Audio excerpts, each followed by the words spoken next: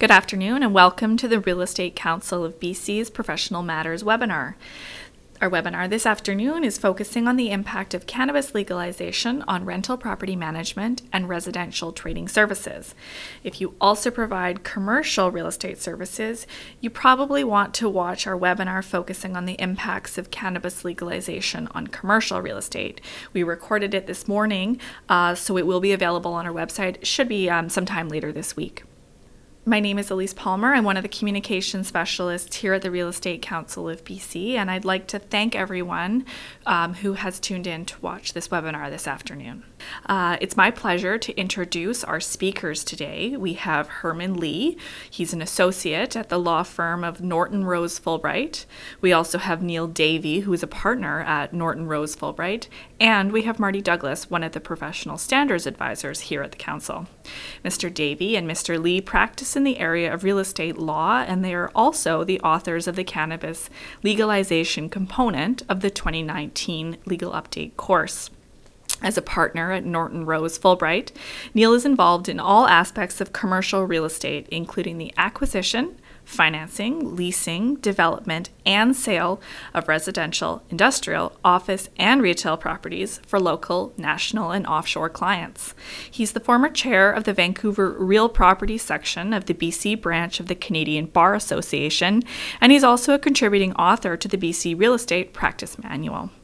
Herman is an associate at Norton Rose Fulbright, where he assists senior counsel and advises clients on a variety of real estate transactions involving the acquisition, financing, leasing, development, and sale of commercial, industrial, and residential properties. Marty Douglas has previously worked as a managing broker of several award-winning real estate and insurance agencies. He's also served as a director and president of the Vancouver Island Real Estate Board. And he served as president of the British Columbia Real Estate Association, chair of the Real Estate Council of BC, and chair of the Real Estate Errors and Omissions Corporation of BC. And as I mentioned, he's now a professional standards advisor here at the Council. Welcome to all three of our speakers, and thank you for joining us today. I know that today's topic is of real interest to many real estate licensees, so let's dive right in. Thank you, Elise. I'm going to talk a little bit about our learning objectives and what we hope to achieve today. I am Marty Douglas, and I appreciate the opportunity of speaking to you. As a professional standards advisor at the Real Estate Council of BC, I value the opportunity to speak to our industry members about challenges you are facing in your business and changes you may be experiencing in residential and rental real estate. Today, we're going to talk about the new cannabis legislation that came into effect on October 17, 2018, which legalized recreational cannabis production and use across the country. The Cannabis Act's purpose is to protect the public and keep profits out of the pockets of criminals and organized crime. These changes will necessarily have an impact on real estate licensees through influences of cannabis legalization on property and landowners. Specifically, we will cover the new recreational cannabis regime and what managing brokers need to know about the differences between illegal grow-ops and the new limits on growing cannabis plants at home. In order to understand the impact of cannabis legalization on residential trading services and rental real estate services, we will discuss the real estate licensee's professional obligations to disclose a property's history of use for cannabis cultivation. This webinar will allow real estate licensees to assess where a person can and cannot use cannabis. Furthermore, we will explain the unique concerns for tenants and strata lot owners who want to use or cultivate cannabis in their residence. Today, I hope that we're able to give you some answers. My co-speaker, Herman Lee, will start the discussion with what the new sale regimes mean for grow-ops and legal growing. Herman? Thank you, Marty. Hi, everyone. This is Herman. It's my pleasure to talk to you all today. To start our discussion, I will address the differences between what we know as illegal grow-ops and legal growing in the context of the new legislation. An illegal grow-op essentially means that a residential property has been converted into a greenhouse for the production of cannabis. This may result in alterations to the home, such as in the wiring of the home or tapping into hydro lines in order to power high wattage lights for the plants. In some cases, the growers can even rip out the washrooms in order to use the entire square footage of the property for plants. Naturally, these actions can result in massive amounts of damage to the property, huge remediation expenses, and potential future stigma associated with the property. The concept of illegal grow-ops is still relevant given that the new rules surrounding cannabis plants in residential property are relatively strict. The new legislation allows an adult to possess up to 4 cannabis plants in their dwelling house, and these plants may not be visible from a public place. The maximum amount remains at 4, even if more than one adult lives in the same dwelling house. As this is limiting, the issue of illegal grow-ops may continue to be a problem even under the new legislation. Likewise, this raises some unique concerns for tenants. Specifically, if the tenancy agreement was entered into before October 17, 2018, the agreement will be deemed to include a provision which prohibits growing cannabis plants. However, this provision will not apply if the tenant is growing medical plants. Growing these plants are not contrary to a term of the tenancy agreement, and if the tenant is authorized under applicable federal law to grow the medical plant at the residence, and the tenant is in compliance with these requirements. My co-speaker, Neil Davey, will now continue the presentation with a discussion on the disclosure requirements for licensees.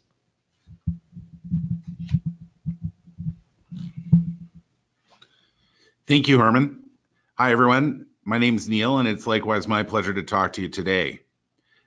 Moisture that is produced from growing cannabis plants in a residential property can cause lasting damage, such as mold and spores in the walls, ceilings, and floors, and can further impact air quality.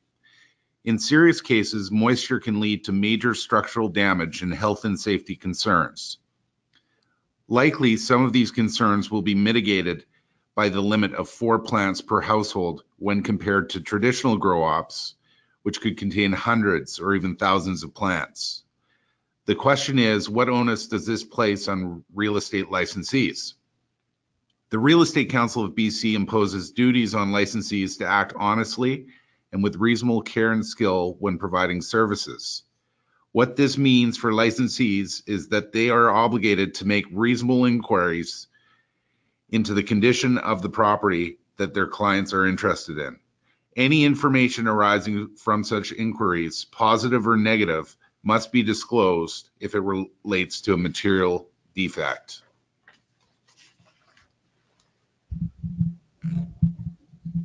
When acting for buyers, a failure to make reasonable efforts to discover relevant facts and the subsequent failure to disclose information can be grounds for negligent or fraudulent misrepresentation claims, or at the very least, professional misconduct claims. Such was the case in a decision called Westwind Realty Ltd., a decision in 2010 from the BC Real Estate Council. In this case, the licensee, while acting as a limited dual agent, was found guilty of professional misconduct for failing to disclose to the buyers that the seller had grown cannabis plants outside the house and failing to make further inquiries to obtain all available information. Ultimately, advising the seller to disclose no knowledge of the property having been used as a marijuana grow-up. The buyers found out about the fact through rumors, and the licensee admitted that the seller told her after she listed the property that the seller had grown a couple of plants. The subsequent inspections revealed mold damage that was to cost $80,000 to remediate. The Real Estate Council found that the licensee should have noticed the red flags and should have made further inquiries, or at the very least, looked into the previous listing information. In this case, most importantly, the licensee should have disclosed her knowledge about the plants if and when she was able to come to a conclusive determination herself. Next, I'll talk about considerations when acting for sellers. A licensee's obligations will differ when acting on behalf of a seller. Oftentimes, sellers will not want their licensees to disclose a history of cannabis cultivation in the residence, if not required to by professional obligations. One such example is the case with latent material defects. That is a defect which is not discoverable by observation and reasonable inquiry. It is material if it also renders the real estate dangerous, unfit for habitation, unfit for the purpose for which a party is acquiring it, or if it would involve great expense to repair. It can also include a defect that is required to be remedied under the order of a local government or authority. A seller's licensee who knows of, conceals, or makes other misrepresentations may become liable to the buyer for damages suffered as a result. Consequently, the licensee must disclose defects in the property from cannabis cultivation that meet this definition. However, absent unique circumstances, such as if the legal cultivation of cannabis plants renders the property unfit for the prospective buyer's purpose, and this purpose has been made known to the seller's licensee, it is unlikely that the legal cultivation of cannabis plants alone would constitute a material latent defect which must be disclosed. Licensees have an obligation to disclose material latent defects. However, stigma is different than a defect. In this case, it's best practice to have a conversation with your client, and the safest approach may be to disclose it in order to avoid problems with the transaction in the future. I'll now talk briefly about the issue of where cannabis can legally be used. Much of the wording of the new cannabis legislation is focused on where people cannot use cannabis rather than where they can. Cannabis cannot be consumed on or near school property. It cannot be smoked or vaporized in a provincial park, except in prescribed areas within that park for smoking or vaporizing tobacco. Furthermore, it cannot be smoked or vaporized at a skating rink, sports field, swimming pool, playground, or skate park, or within a prescribed distance from such property. It cannot be smoked or vaporized in or at a bus stop, train station or stop, taxi stand or ferry dock or stop, or within a prescribed distance of such places. Regional parks within the meaning of the Local Government Act and any outdoor area established by a local government or the Vancouver Park Board for the purposes of community recreation are additionally off limits. There are some exceptions, especially with relation to medical cannabis. Smoking and vaporizing is prohibited indoors in any public place or at the workplace. If a person's residence is also their workplace, then they are only prohibited from smoking or vaporizing there while work services are being performed. It goes without saying that individuals are prohibited from using cannabis while they are operating a boat or motor vehicle. If an individual owns their home, they are permitted to smoke indoors or outdoors. A person can also smoke or vaporize outdoors as long as they are not within one of the prohibited public places previously outlined. Individuals must also be mindful of doorways, windows, and air intake vents into publicly shared buildings. However, as cannabis cannot be used within 6 meters of such places. Next, I'll touch briefly on the use of cannabis by tenants. In the case of tenants, ultimately, whatever is contained in the tenancy agreement is what is permitted. Tenancy agreements that were entered into before the new legislation took effect on October 17th, 2018, and that also contain a tobacco smoking prohibition without mentioning cannabis, it is deemed to also include a term that similarly prohibits or limits cannabis smoking in the same manner. This, however, does not apply to vaporizing. These rules apply in both residential and manufactured home tenancies. Lastly, I'll touch on the issue of use of cannabis within strata developments. It's worth noting that strata corporations may have general restrictions against the use of tobacco, or they may have restrictions on the use of the strata lot or limited common property that may increase the risk of fire. Strata corporations could also take further steps to restrict the consumption and growing of cannabis by either creating a new bylaw or rule or by amending existing tobacco bylaws/rules to also prohibit cannabis. However, any restrictions imposed on cannabis without an exception for medicinal purposes could be subjected to challenges under human rights legislation and may be found unenforceable. Thank you, everyone. I'd also like to thank all of the managing brokers who have submitted their questions to RECBC in advance of this webinar. We're going to go ahead and tackle those questions now. Michael asks, what is the status of a medical grow-up that was in place prior to the legislation coming into force? And Neil, I'm hoping you can answer this one. Thank you. The status of a medical grow op that was in place prior to the legislation, so long it was operating legally under the Access to Cannabis for Medical Purposes regulations, continues to exist with this new legislation. So what existed before will exist into the future. Okay, we got this one from a listing agent. He asked, do sellers need to disclose a previous legal grow-op status? And Marty? The answer is maybe. It depends on how the legal grow-op was renovated, established. If it had been legal prior to October 17th, then the disclosure that's required conforms to the new amended property disclosure statement. Are you aware if the premises have been used to grow marijuana other than as permitted by law or to manufacture illegal substances? So since it was permitted by law, then the disclosure is not required. However, the next question on the PDF says, are you aware of any material latent defect as defined in Real Estate Council Rule 5-13? And that's more of a concern for the licensee than the legal or non-legal status of the grow-op. If that grow-op had been improperly wired or operated, then the resulting damage to the building may very well be a material latent defect that would have to be disclosed. And so a licensee has to be prudent. On the one hand, you may not have to disclose what was a legal grow-op. On the other hand, you need to have a look at the circumstances around which that grow-op was established. Okay. Ray asks, he says he's mostly concerned with disclosure rules and if a personal grow-op is going to affect the major bank's ability or willingness to lend. So he says, is there ever going to be a time that previously busted grow-ops are going to be able to be sold through conventional financing? So Herman? So I think this question and the answer is a bit outside of the jurisdiction of the Real Estate Council.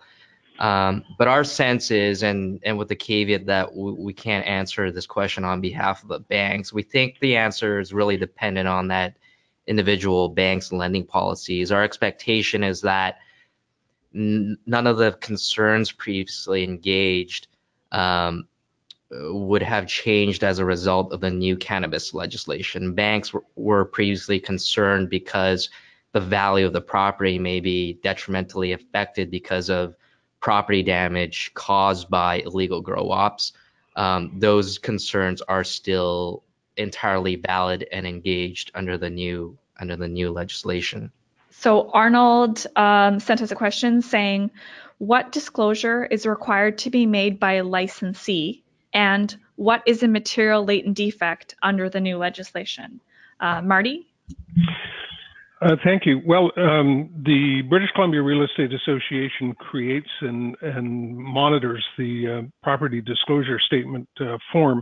And as of October 17th, they modified the forms and remind licensees that there are several forms in use for disclosure. One for residential property, one for rural land and buildings, and also one for strata units. Each of those disclosure forms is different and unique, and it's important that licensees use the correct form. So the disclosure is still required to be made as to whether it has been used to grow marijuana other than as permitted by law or to manufacture illegal substances. But also the material latent defect comes into play. Now, that rule, Rule 513, has been in play for several years now, and licensees should be aware of it. It is usually reprinted on the PDS, and it includes defects that are not discoverable by the buyer through a reasonable inspection of the property. They include defects which render the real estate dangerous or potentially dangerous, unfit for habitation, unfit for the purpose for which the buyer is acquiring it, if the buyer has made that purpose known to the seller, or if the seller has otherwise become aware of the purpose.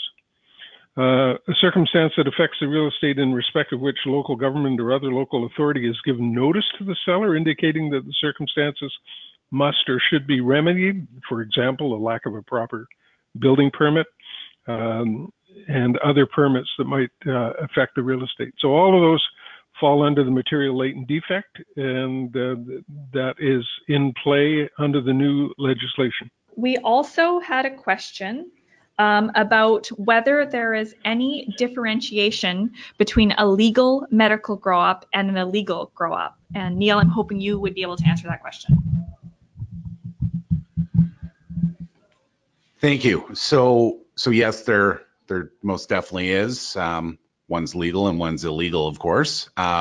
Being legal, a legal medical grow-op means that you are licensed to grow cannabis under the Access to Cannabis for Medical Purposes regulations, which existed prior to the new legislation coming into effect on October 17th, 2018. Those regulations continue, and to be a legal medical marijuana or cannabis producer, you need to be licensed under those regulations. We also had a question. Essentially, this person had a client who had plants being grown in a greenhouse outbuilding, and the licensee says they had the Health Canada permit and everything like that. So do sellers need to disclose if they legally grew cannabis in an outbuilding, for example, a greenhouse? And Marty. Yes, the location of the grow-op on the property is irrelevant because premises include the land and all outbuildings. If the medicinal grow-op was properly licensed and appropriately permitted and then decommissioned, disclosure may not be required. However, were the necessary permits required for the outbuilding? Was wiring redone under a proper permit? So there is always the risk of the material latent defect coming up, regardless of the legality of the grow-op. And so disclosure, regardless of where it is on the premises, may very well be required under material latent defect, even though it may meet the standard of the legality of the grow-op. Finally, we had a question from someone essentially saying they have more questions, and where do they go for answers about that? So Herman, you and Neil are the authors of the cannabis section in the new legal update for 2019. So maybe you could talk a little bit about what people can expect to see in that section. Sure. A lot of the content in that new cannabis-related chapter in Commercial Legal Update 2019 will touch on topics that we've already discussed today on this webinar. There's a bit of a more detailed discussion on the disclosure obligations, particularly as they relate to licensees acting on behalf of sellers and disclosure requirements related to properties previously used as grow-ops. So I would definitely encourage licensees that have additional questions on that specific topic and other topics related to cannabis to get their hands on a copy of that publication and to give that a read through. And now, Marty, just to clarify, we should probably mention that some of the licensees who are listening today will also be required to take legal update for their relicensing education. Is that correct? Yes, the licensees who are renewing their licenses must take the legal update component suitable to the year in which their license is coming up for renewal. No options there. That's a mandatory requirement for renewal of your license. That concludes RecBC's Professional Matters webinar on the impact of cannabis legalization on rental property management and residential trading services. I would like to thank all of the speakers for presenting today and making this such a valuable learning opportunity for everyone. And thank you everyone as well for tuning in to listen. If you would like to watch this again, we will be posting it on our website later this week. And if you have any further questions that weren't addressed today, please don't hesitate to contact a professional standards advisor. You can email them at recbc.ca, or you can email recbc at info@recbc.ca. Thanks.